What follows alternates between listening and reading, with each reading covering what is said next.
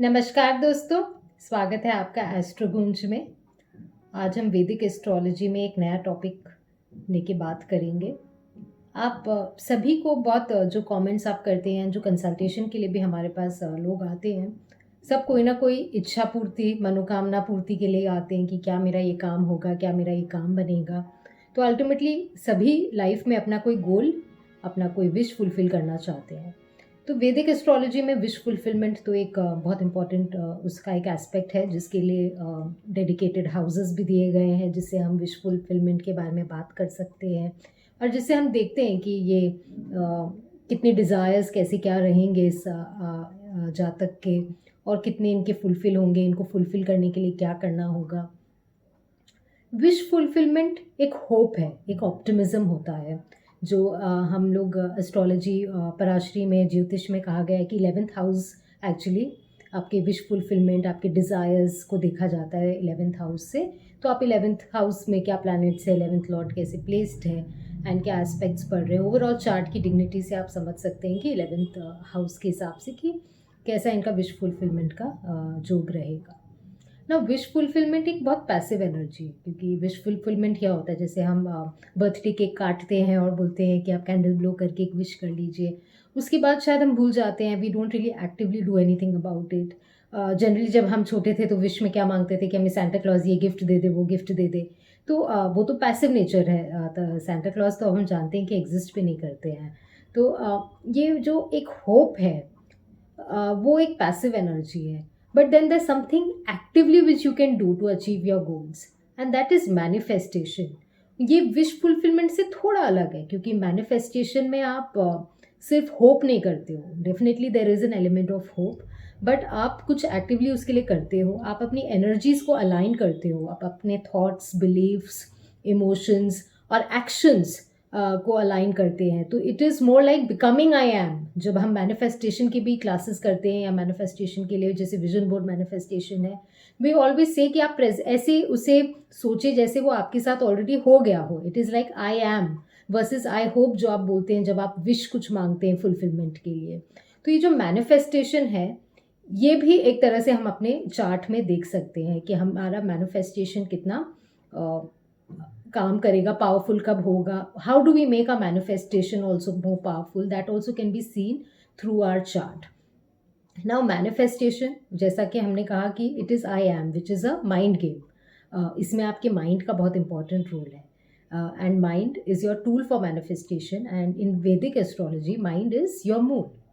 तो आप देखेंगे कि जिनका मून बहुत अच्छा वेल प्लेस्ड हो, स्ट्रॉन्ग इन द सेंस कि इसमें अच्छे वेल एस्पेक्ट्स हो। स्ट्रॉन्ग का मतलब ये नहीं कि पूर्णिमा फुल मून ही हो, अमावस का मून भी कई चार्ट्स में बहुत अच्छा वर्क करता है, न्यू मून भी।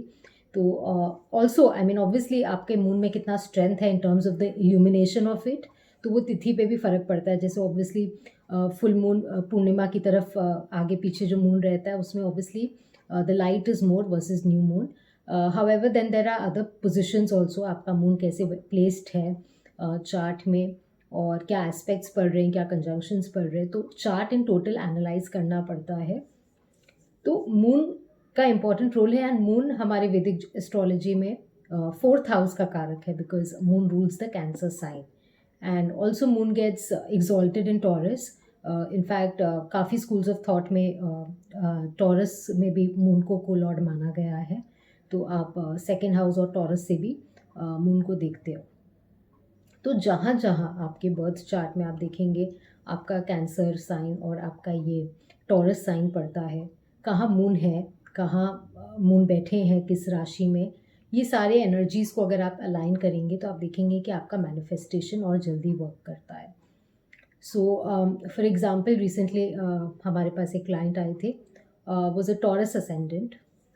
तो जाहिर सी बात है, टॉरस असेंडेंट में Cancer becomes the 3rd sign, और उनका करियर बहुत ग्रेट नहीं चल रहा था जब आए थे। तो मैंने उन्हें तब सलाह दी थी, this is a few years back, कि वो राइटिंग से रिलेटेड कुछ करे, एंड कम्युनिकेशन, क्योंकि उनका 3rd house and the moon was also well placed.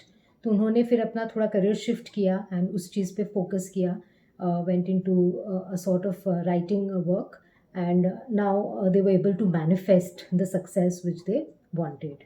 सो ऐसे हम देखते हैं मैनिफेस्टेशन के लिए।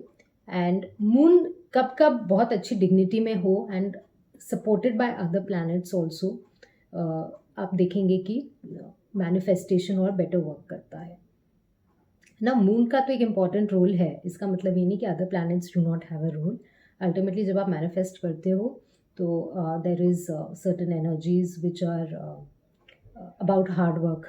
आपको काम करना है तो सैटर्न है, एनर्जी लगती है उसके लिए विच इज़ मार्स, गाइडेंस लगता है which is Jupiter, you need quick wit which is Mercury, and आपको हायर नॉलेज विजडम जो लगता है which is Jupiter and also Venus, because ultimately Shukracharya तो उनके पास जो विद्या थी वो तो शायद हमारे गुरुदेव के पास भी नहीं थी।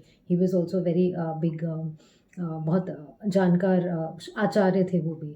तो इसीलिए ये सारे प्लैनेट्स का बहुत इंपॉर्टेंट रोल होता है। एंड राहु, क्योंकि राहु इज़ अल्टीमेटली डिज़ायर, तो जो आपका मैनिफेस्टेशन है उसमें राहु का भी इम्पॉर्टेंट रोल है कि आप कैसे अपने आपको मैनिफेस्टेशन कर पाओ।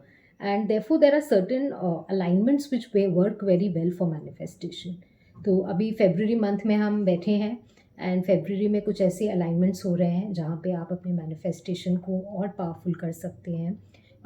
उसके लिए आप मेडिटेट कर सकते हैं, पॉजिटिव रह सकते हैं।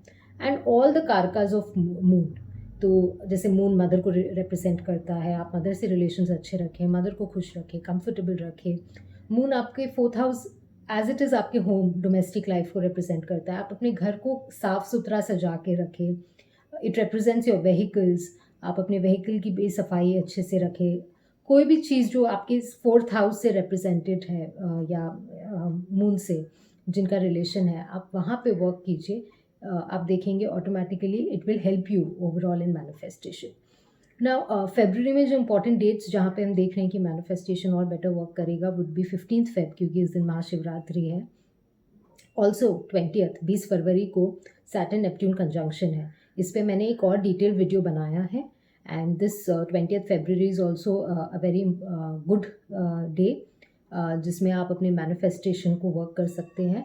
एंड 23rd फेब से आपके मार्स चले जाएंगे एक्वेरियस साइन में, जहाँ पे Rahu, Venus, sun, Mercury already बैठे हैं। तो ये जो स्टेलियम बन रहा है in the sign of Aquarius, this is also powerful energy. 23rd, 24th, 25th ये 3 दिन आपका मैनिफेस्टेशन के लिए बहुत अच्छा जोग बन रहा है।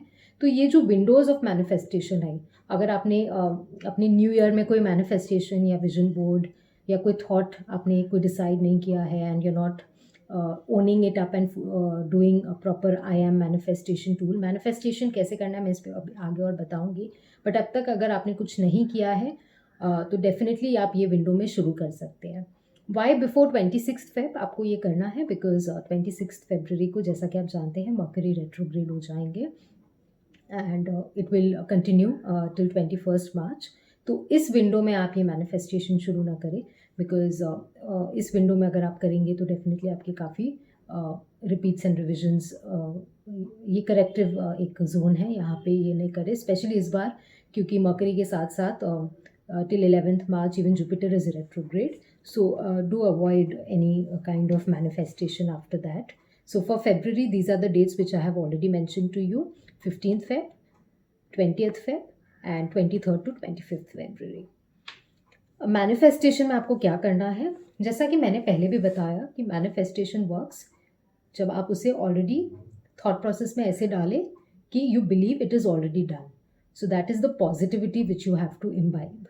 Now there are various ways of doing it, but one simple way of doing it is आप एक साफ पेपर में एक फ्रेश वाइट शीट लीजिए, उसमें आप ब्लू इंक से अपने जो भी मैनिफेस्टेशन का आपका स्टेटमेंट है उसे प्रेजेंट टेंस में आप लिखें, आप उसे ब्लेस करें and also light a candle और अ दिया in front of that note. 1 candle और दिया, आप उसे जितना भी देर वो चसे, आधी, 1 पौन घंटा, आप एक दिया या कैंडल उस दिन उससे चासे. And then once the candle और diya is lit, it is well energized, आप उसे अपने फोल्ड करके अपने घर में प्रेफरेबली वेस्ट डायरेक्शन में रखें.